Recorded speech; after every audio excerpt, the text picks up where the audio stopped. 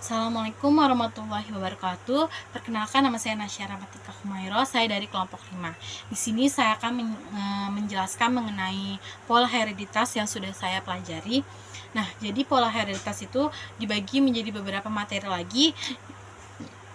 Yang pertama itu ada materi mengenai pautan. Jadi itu pautan itu adalah peristiwa dua gen yang terletak pada satu kromosom yang sama dan tidak dapat memisah secara bebas pada saat meiosis terjadi.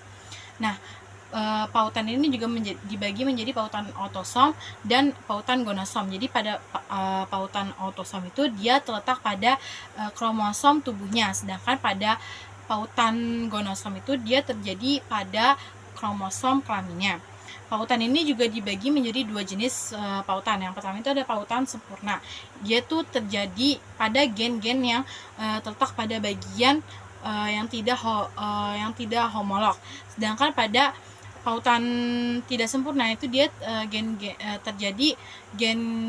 terjadi pada gen-gen yang terletak pada bagian yang homolog.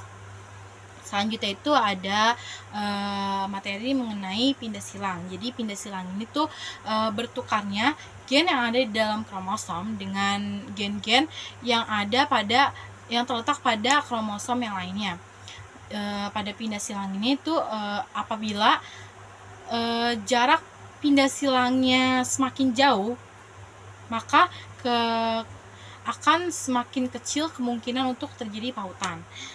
Tetapi kemungkinan untuk sering terjadi pindah silangnya itu akan semakin besar, seperti itu. Nah, untuk mencari nilai pindah silang itu kita bisa menggunakan rumus NPL sama dengan kombinasi baru per kombinasi parental plus kombinasi baru dikali 100 dengan satuan centimorgan. Nah, kombinasi parental ini bisa ditentukan dengan kita mencari nilai yang paling banyak atau paling besar, seperti itu. Lalu selanjutnya ada gagal berpisah. Jadi gagal berpisah ini adalah peristiwa gagalnya satu kromosom atau lebih untuk berpisah ke arah kutub yang berlawanan pada saat anafase meiosis. Nah, pada gagal berpisah ini akan mengakibatkan gamet yang terbentuk ini tuh kromosomnya kekurangan atau kelebihan. Contohnya pada trisomi dia itu kelebihan satu kromosom, sedangkan pada monosomi itu dia kekurangan satu kromosom.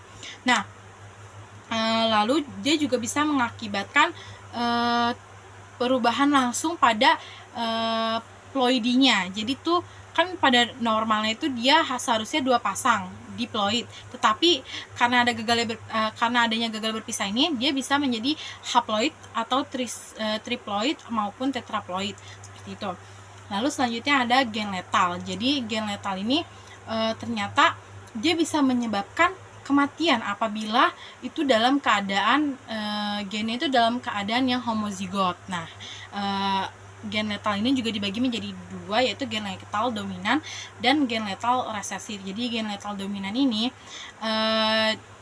dia dalam keadaan homozigot dominan. Jadi gen dominan itu dia bersifat homozigot dan ini akan menyebabkan kematian. Resesif, sedangkan pada gen letal resesif itu dia juga sama seperti gen letal dominan, dia dalam keadaan homozigot resesif dan itu akan terjadi kematian apabila terjadi homozigot resesif tersebut. Lalu selanjutnya ini ada determinasi seks ya. Nah, pada manusia ini dia akan memiliki manusia, mamalia dan drosophila atau lalat buah itu dia akan memiliki kromosom XY pada jantan dan XX pada betina. Lalu selanjutnya itu ada belalang. Pada belalang ini dia akan memiliki kromosom X0 pada jantan, sedangkan pada betina itu dia XX seperti mamalia dan manusia dan drosophila. Terus selanjutnya ini ada kromosom dengan ZW, yaitu ada unggas, ikan, dan reptil. Pada jantan itu dia akan berkromosom ZZ, sedangkan pada betina dia akan berkromosom ZW, seperti itu. Adapun lebah, dia ini tuh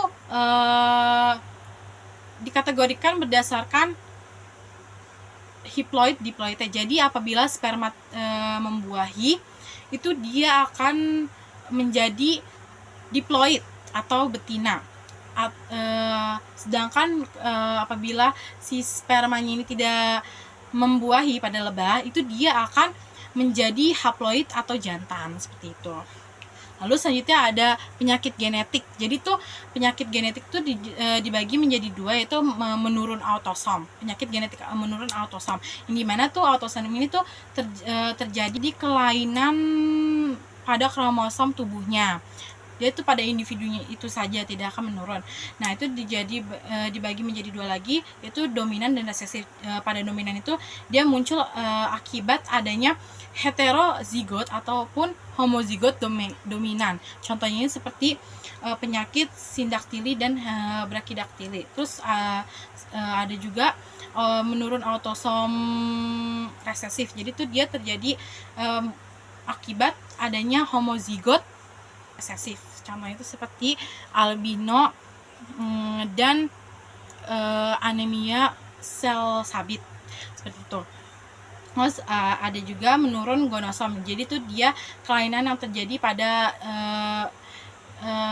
kelainan yang akan diwariskan, dan itu tuh terjadi melalui kromosom kelaminnya dan terpengaruh oleh jenis kelamin. Jadi dibagi menjadi dua juga, yaitu ada yang terpaut kromosom X, yang dimana penyakitnya akan terus selalu melekat pada kromosom X. Contohnya itu seperti buta warna, hemofilia, dan anodontial.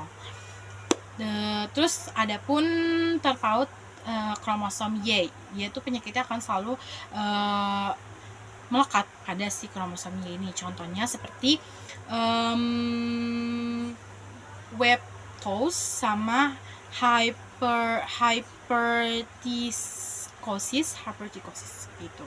Sekian dari saya, kurang lebihnya mohon maaf. Assalamualaikum warahmatullahi wabarakatuh.